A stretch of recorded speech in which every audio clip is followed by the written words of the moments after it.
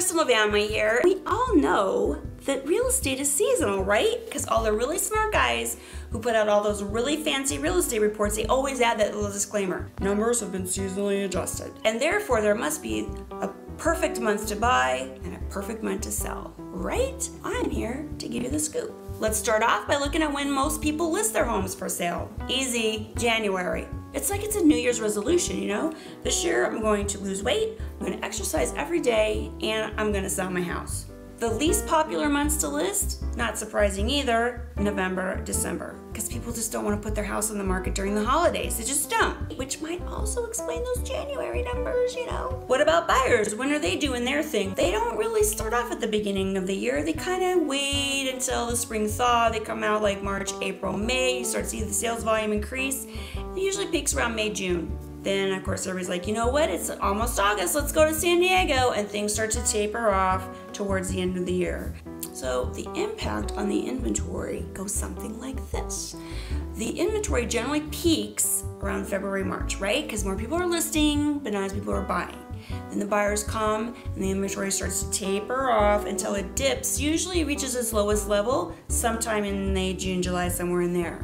Then it starts to slowly build up again in the winter months, again, peaking in around February, March. So when are the best prices then, right? Or when can I sell my house and get more money? This was kind of surprising to me, but there's not really clear-cut evidence that there's a seasonal effect on prices. Yeah, check it out. Here's the monthly median in a long-term sense.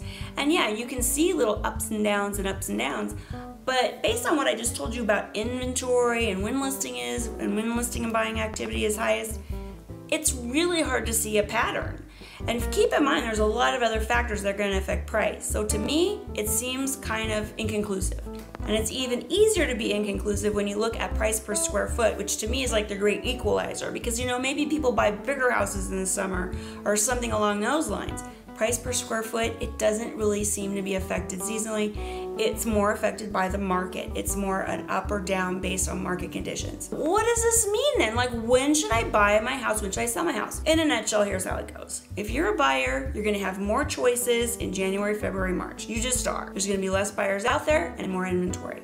If you're a seller and you list your house in January with all the other schmucks, it might take a little longer to sell your house. You list your house in the high buying months like May, June, you might get a little more activity. You might sell your house faster. May not necessarily get more money, but you might sell your house faster. Really, I can summarize it all by saying, you know what? If you are looking to buy or sell, do not use a calendar to make your decisions. Look at your situation, your personal situation, and make your real estate decisions based on what's best for you and your family. That's the best way to go. If you have any questions or comments, if you still are trying to figure out what's the best month for me to buy or sell my house, well, you know where to find me, Kristin here at Phoenix.com. That's where I'd love to hear from you. Go out there, make it great.